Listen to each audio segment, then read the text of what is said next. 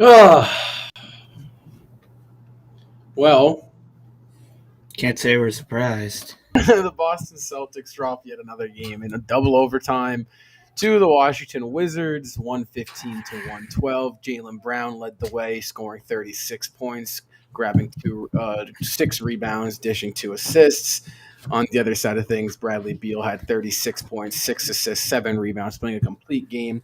Did struggle a little bit shooting, however, got the job done for the Washington Wizards. Now the Boston Celtics fall to 2-4, and the Washington Wizards advance to 5-1. Boston Celtics next game is Monday at home against the Chicago Bulls. A lot to talk about. We're gonna wait for Seamus to get in here. You can't say much. When you make the Celtics, right off the bat, they shot 2 for 25 from beyond the arc, which is awful. Actually quite impressive that we even took it to double overtime. If really, I'm being honest with you, it's impressive. We only lost by 3. You ought to think you shoot your typical 35-40% from the 3. We win that game by 12-15 points. However, we kind of gave up shooting them. We didn't really attempt. I think we went 0 for 19 in the first half, 0 for 17, and we only took about 6 or 7 in the second half. You look at the box score. Schroeder couldn't really get going. He had 6 points. Shot 1 for 7.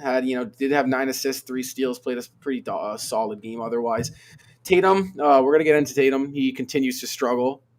Continues to kind of drop the ball. 10 for 32, 4 turnovers. He had 15 rebounds, which is good. 27 points. Richardson played great off the bench all around on both sides of the ball.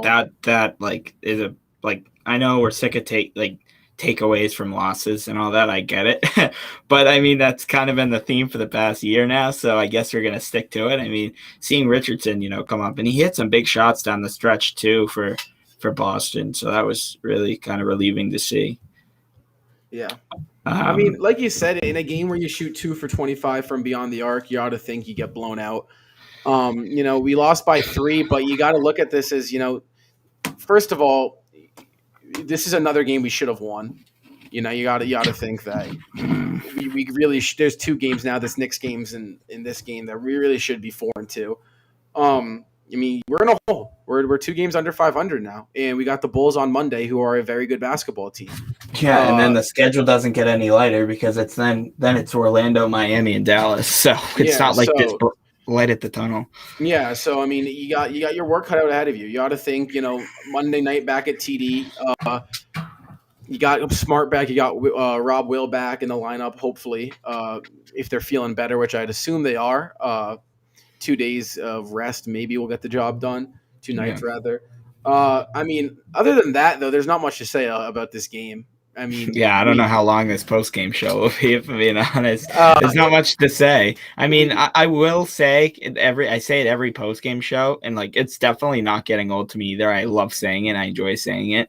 Al Horford is not washed. To you idiots who think Al Horford is washed and is old and he's not good, Al Horford. Seamus, welcome. I'm just letting everyone know, like I normally do, how Al Horford is not even close to washed. You can make the argument that he looks, in my opinion, I think he looks even better than he did, at some points in his first stint in Boston. He looks like the best Celtic right now. And obviously Jalen Brown has a case, but you're going to factor in consistency for this whole team. Yeah, Al Horford has been the best Celtic this year. I think he's been our MVP, although we're 2-4. Jabari Parker's starting to make a run for it too. But I know what did Al Horford finish with? Did he have 6 blocks in the end? I know he had 5. 6 blocks, 8 points, 10 rebounds, 5 assists, 6 blocks on 4 for 9 shooting. He almost had a triple-double with blocks. That is so impressive. Points, obviously, as well, but that's ridiculous. Our player spotlight for the game is Jalen Brown. Like you said, he played a phenomenal game, 34 points. I would have liked to see us use him a little bit more in overtime. In the 2 overtimes, he kind of went quiet. We didn't really go to him much. I don't know if he was tired. He did play 47 minutes, which was led all Celtics. You look at the bench. Other than Richardson, we didn't get too much help. Langford gave us 2. Pritchard hit a big 3. Huge 3, yeah. 50. He had half of our threes tonight. So, Jabari gave us 4. Cantor played 4 minutes. I mean, like I said, overall it was a pretty bad game. Yeah. We really didn't play well. However, we stuck into it. So, you got to look at the turnovers. Celtics, 11 turnovers in a double overtime game. That's not bad. Yeah, speaking of double overtime, this is the lowest scoring double overtime game I can remember. 115 to 112. We scored 6 points, so it was 9-12 was the overtime score in favor of the 12-9 in favor of the Washington Wizards. It was super weird to see 109 heading into double OT. Yeah. It's usually like the normal score. Yeah, exactly. Well, here's a little stat for you guys. I don't know if it's a good one, but it's a stat. The Boston Celtics are 2-4 for the first time since 2013 in 2014, which, if you don't remember, that is the season where we drafted Marcus Smart and where I believe that was his first season, Brad Stevens. I remember that season very well. Hey, on the bright side, that team started 0-4, and they look at, as you see on the screen, they improved to 2-4, so they went on a little 2-game win streak. But I mean, geez, that didn't end. 25-57 was the final. I said that you don't really know what a team's made of for the first 15 games. I'm going to stick with that. However, you got to start thinking maybe this team isn't as good as we thought they were going to be. Obviously, we're 2-4, so it's in the record, Well, that's I think tonight's loss is probably a better way to lose than the other night. Again, I guess early game. I could see that on the road. We discussed this in the pregame show where, the Celtics struggled on the road last year, or not on the road, but early games specifically on the road last year. And tonight, I didn't think that their effort was as much in question as it was on Wednesday. I thought they just played terribly on offense and didn't hit any shots whatsoever. And looking at it, it still sucks because we probably shouldn't have even been in that game for most of the game.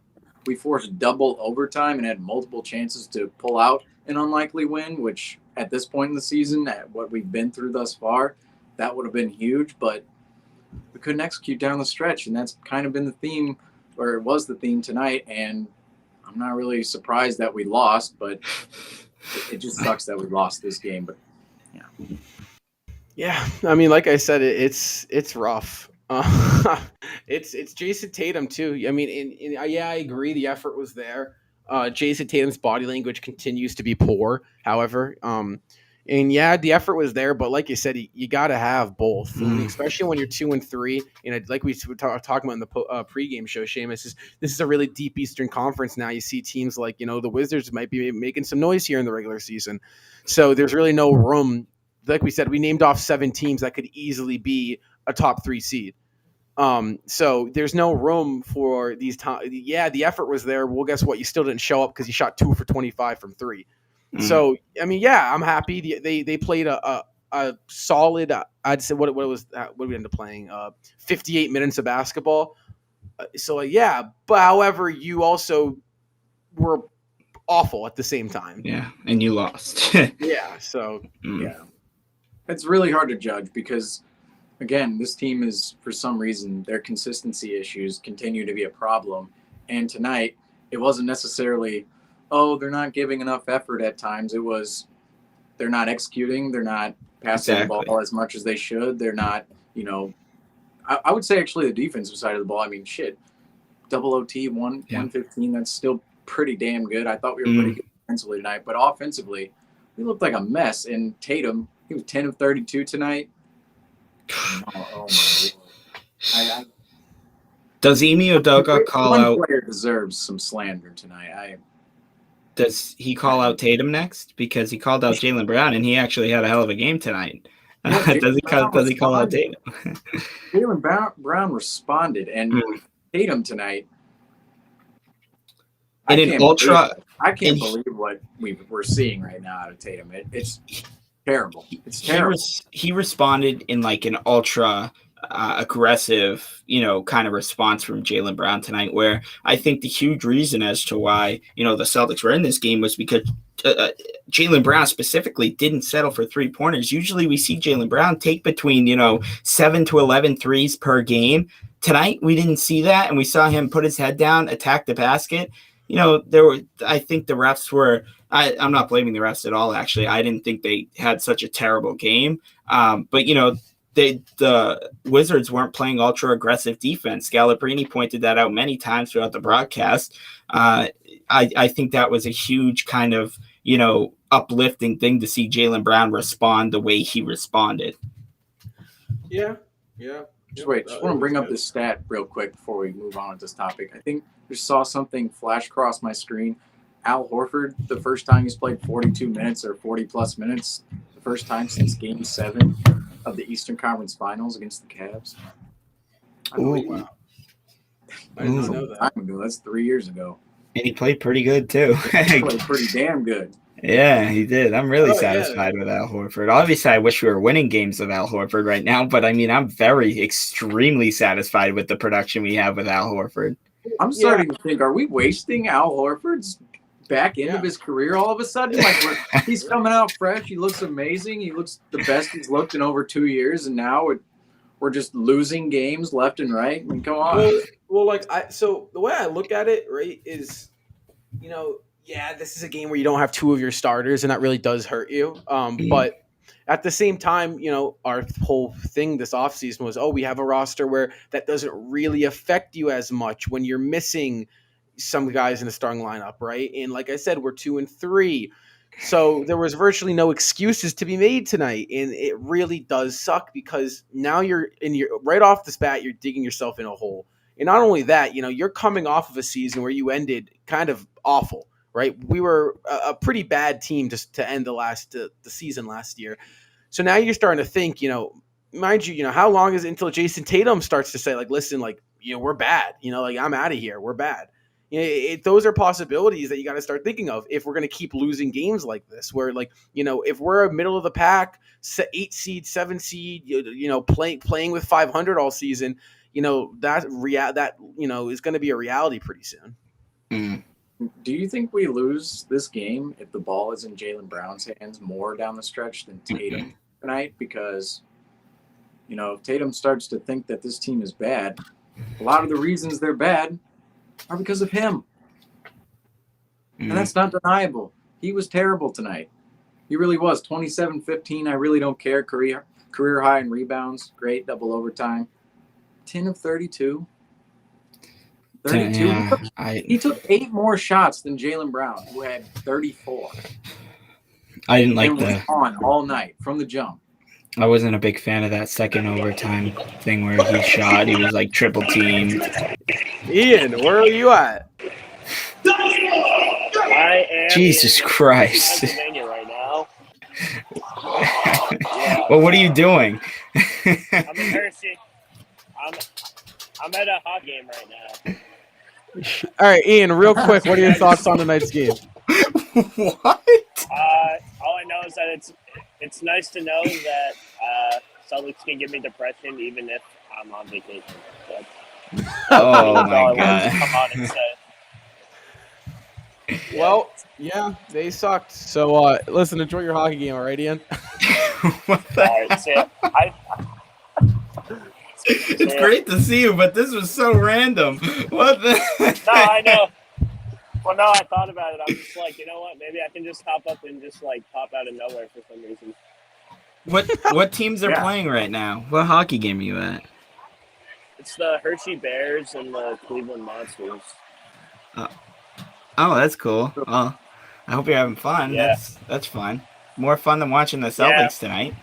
Yeah, True. Is your team winning in that sense? Like, are we getting good results from that game at least? Well, the game is tied right now, but they were playing dodgeball on the ice, and some guy just like fell and like split his head open. So would it be a safe bet for Rob not to place any parlays on this hockey game tonight, or? All right. It's rough. All right, Ian. We'll see you later. All right. All right. Yeah, I feel his pain. I mean, it's again, like Seamus said, though, are we really surprised? I don't think we can be surprised anymore. I think we just go into every game with the expectations by our toes, and if we win, we celebrate like we just won the title, because that feels as if we have to do that nowadays. Yeah, Oh, well, we have some bottom feeder fan base now, I guess. Jeez. We have over under we got to go through. Yeah. So first one was over under Al Horford 15 points.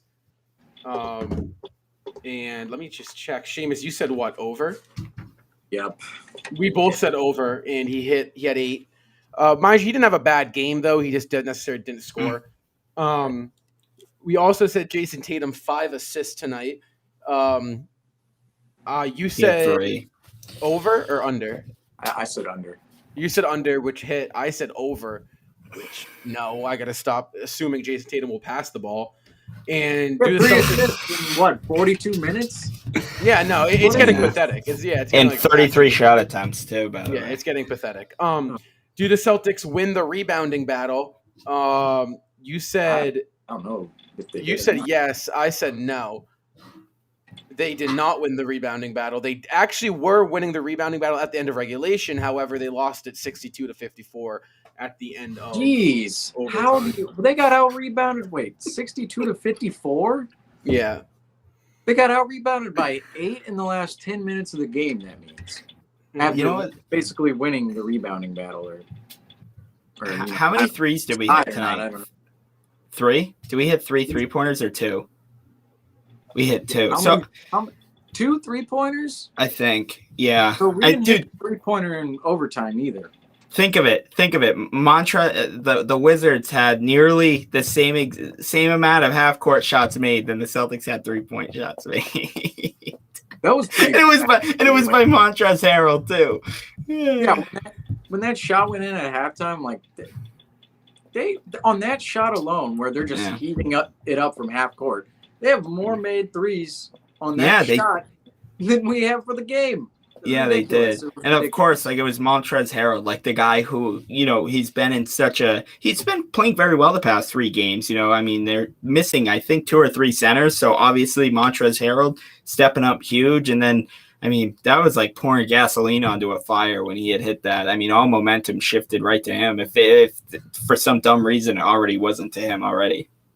Yeah, and it was going to be a 3-point game at half, and it ended up being a 6-point game. So if you think of it, if he had missed that half-court shot, it would have been tied. I know the game obviously would have probably gone differently from there, but the Celtics, it would be tied. Take away that 3-point shot, and we're going to do a third overtime. You give the Celtics a 20% shooting night. No from kidding. 3 and we win. No kidding. Of course, the night the Celtics finally nearly go perfect from the free throw line and they lose the game. Because that has been a big problem we've come to notice this season, especially out of the Jays, where their free throw shooting has been horrid this year. I don't know the exact number, but I'll tell you right now, it's not as pretty as it's been in the past years. And, of course, a game where we convert, it just didn't go in our favor.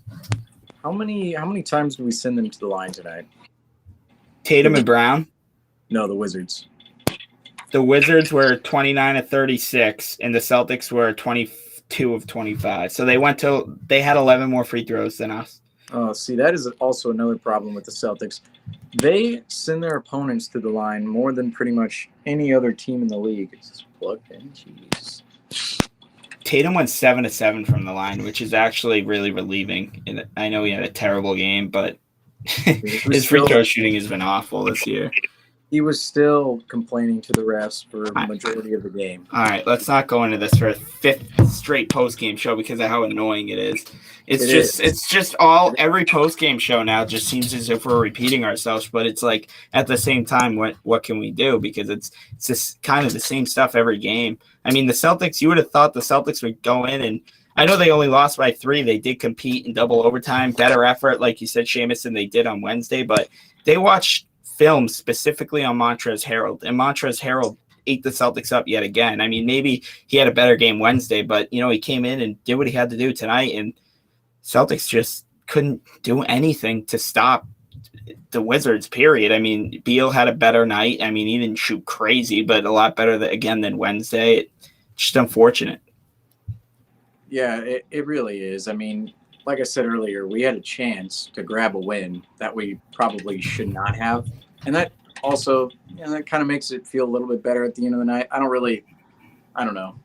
The Celtics team, I wasn't going to get too overzealous for this game because, quite honestly, if we won a night, even if we won in overtime like that, if we grabbed a win that we shouldn't have, we ain't making a big deal. We would still have to beat the Bulls on Monday to be like somewhat going in the right direction again. And tonight, like if we could have grabbed that win, that would have been huge moving forward because those kind of wins are confidence boosters.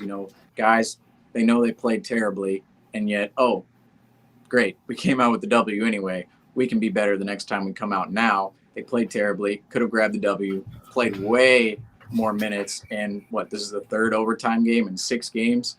You walk out with more mileage on your body, you lost, and it just feels bad. Now you're 2-4.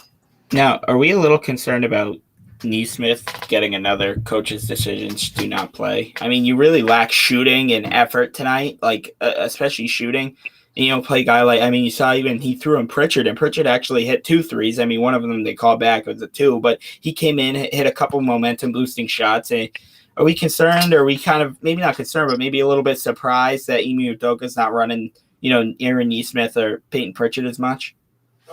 Yeah, I am. Pritchard or Nesmith was a guy who I originally thought could play real minutes in this rotation. I thought he was a guy that could potentially even earn a starting spot in this rotation. So not seeing him out kind of sucks. I'm going to say that. But, Richards, I mean, he's playing Richardson more. Langford kind of isn't stepping up a little bit. But, I mean, like, I think it's honestly kind of stupid of him not to, because you look at the Celtics team, you see a team that lacks hustle and effort, and Nesmith probably gives you if not the most, then the second or third most effort and hustle on the team. Yeah. So it's, I don't know what I don't know. I think Udoka's got a lot of questions as a head coach right now in the NBA. He's got a great team and they're 2-4. So. Yeah, I mean, I like his offense. I like the fact that, I don't know, defense was great tonight. Seems like they responded to his message, which is a good sign, quite honestly, moving forward.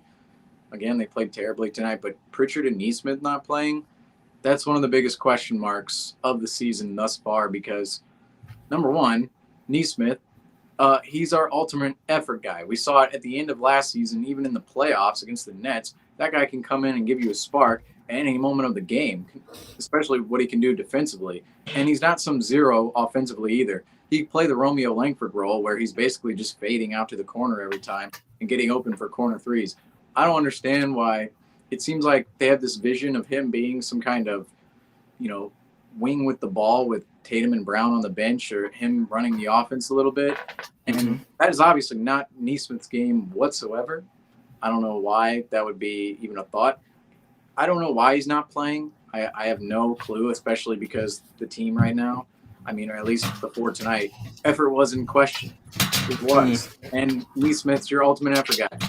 Why is he not playing? I don't know. Pritchard, same thing the other night. Couldn't get the offense going. Tonight again, couldn't get the offense going. Couldn't shoot threes. Well, who's on your bench who can shoot threes? And who's actually one of your more efficient shooters off the bench? Peyton Pritchard. He is. And I don't understand why both of those guys are getting what Pritchard had. We didn't see that many minutes tonight. What did he have? No. 8? Something like that? He didn't have many. And Nesmith didn't play again. So I don't understand it. I would expect him to change. Josh Richardson looked good tonight, but he is not consistent every night. Some of the nights I could see Josh Richardson, if Ime is somewhat fed up with some of his mishaps on the court, because it seems like he sometimes disengages from the game and then comes back at times. I could see them being inserted for him, but up to this point, I have no idea why they're not playing, especially with what we've seen from this team thus far. No, this season is going by relatively quick, right? I know 6 games, there's still 70-something games left, right? So we're still fairly early, to be fair. But again, we can't keep saying it's only game 6, because guess what? Monday, it's going to be only game 7, right? And that can't keep happening.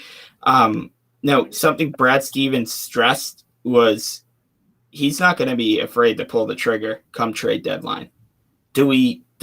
Especially if the Celtics keep this type of play up, does Brad Stevens stick to his word? And we might see some players who we might not even at this moment, who might even be playing well for us. We might see them being packaged away. Yeah. Do we see that? If we keep this play up, we will be a 8 seed. So, and if the Celtics are an 8 seed, then you're going to see real moves being made. You're going to see moves like Marcus Smart being dished off. You're going to see moves like potentially Al Horford being moved. You're going to see maybe even, I mean, you never know. You're going to see Josh Richardson will probably be on the move. So who knows? If the deal is right, you could see a Jalen Brown move. We don't that's the thing. We don't know. It's very unlikely. I don't think so. It's unlikely. But it's a possibility. I'm not saying it will. Right now, you wouldn't be surprised if you saw a Jason Tatum move because Jalen Brown is severely outplaying him. There's Brown severely isn't the word. But it's just. Yeah, I agree. He's our essential leader, which I don't really think he is, but you put Tatum in there, he's you hear that name Jason Tatum, you automatically think a potential MVP finalist, and then you go and look at his last 6 games, and besides that Houston game, he hasn't impressed me one bit this year. I mean, the Hornets game, the Charlotte game.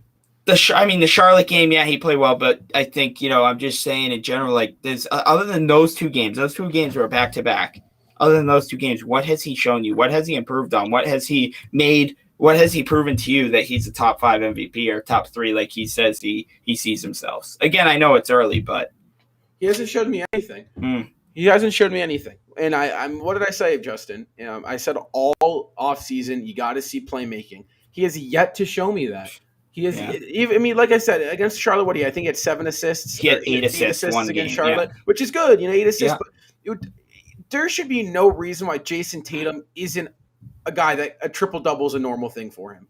He's 6'10", he's athletic, he can score at will. He can play defense too. I just don't think he chooses to. He doesn't. No, he doesn't want to play defense, and it's kind of upsetting too because like this whole comparison of Kobe Bryant with Jason Tatum. Kobe Bryant would be yelling at you on the bench if you played the defense Jason Tatum plays, and that's just the honest truth. Yeah. Who he kind of reminds me of is like a sort of like see, I don't want to rudely compare him because I know he has a lot of potential, but he kind of reminds me of a James Harden-esque type player where like he can do so many things offensively, and then like there are so many times I think I forget what game it is. It's literally every game with Jason Tatum, but there was a play where he complained about a call. He went to the basket, split defenders. Somebody came up from the baseline, fouled him. He threw his arms up just like Tatum, didn't get back. And I think it was the Pacers. I don't know.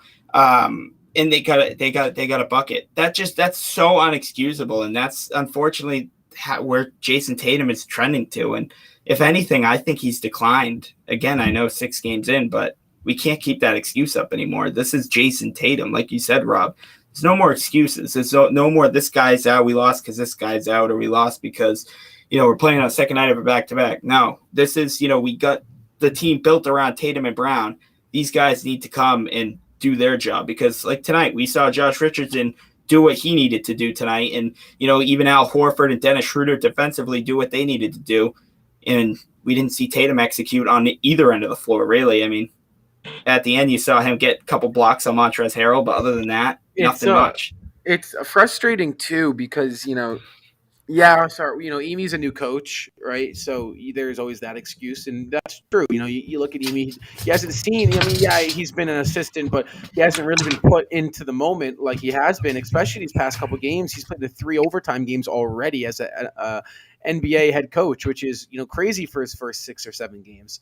So, But, however, you look at the guys that are out there on the court, and these are, like, experienced guys. Al Horford, Jason Tatum, Jalen Brown, Marcus Smart, Josh Richardson, Dennis Schroeder. These are guys that have been in the moment. I mean, even look at even Grant Williams. Yeah, he's a third-year guy, but, I mean, he's played in the Eastern Conference Finals before. I mean, like, he's been there. So like it's a little upsetting that they're gonna come out and play the way they've been playing because there's really no excuses. Like there's nothing. Yeah, and back to Tatum a little bit. What did Tatum say at media day? I want to get on an all defensive team like Marcus Smart.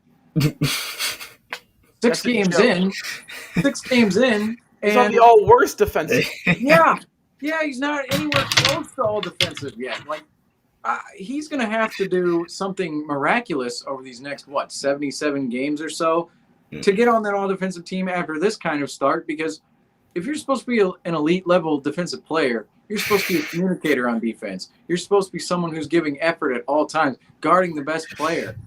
Tatum is doing none of that right now. And part of the whole Tatum thing as well, and we mentioned this, him throwing his hands up in the air, I can't deal with it anymore.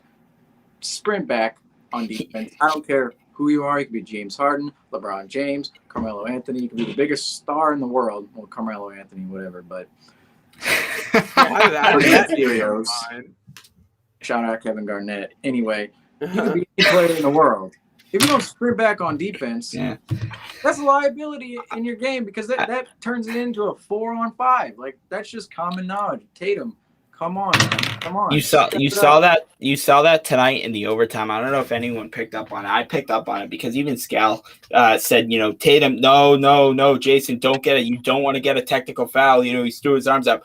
An official walked over to him and pointed to him. And I don't know, I couldn't read his lips because it was so far away, but he obviously pointed to him and said, excuse my French, but cut the shit or else I'm teeing you up. You know what I mean? Because again, I'm sure the officiating doesn't want to hear it either. As much as Celtics fans, we got to deal with it for 82 games. But, in moments like that, too, where they say they hit that technical free throw, and then they hit a 3, that's a 4-point swing in an overtime.